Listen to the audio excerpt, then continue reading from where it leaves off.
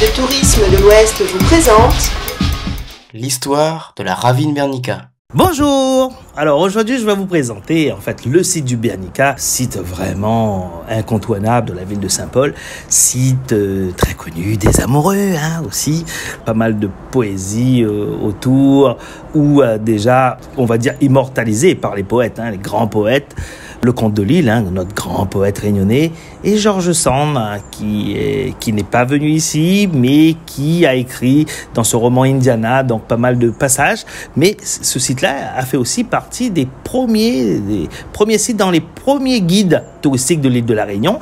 Alors, avec un certain, on va dire, docteur Manès, qui était président à l'époque du syndicat Initiative de la Réunion en 1913. Alors, il en tarit déjà d'éloges. À l'époque, il disait « Visitez à Saint-Paul-le-Bernica, site enchanté par George Sand et le comte de Lille, formé de bassins de toute beauté, entourés de montagnes élevées. » Et puis, un certain aventurier, un certain Poca, dans Chose de Boisbon en 1888, y ajouta aussi son grain de sel en disant que il faut le visiter accompagné d'un guide. Donc on est content qu'on dit ça parce que donc ça remonte, mettre notre valeur ajoutée de guide. Voilà, fait un petit peu de vantardise.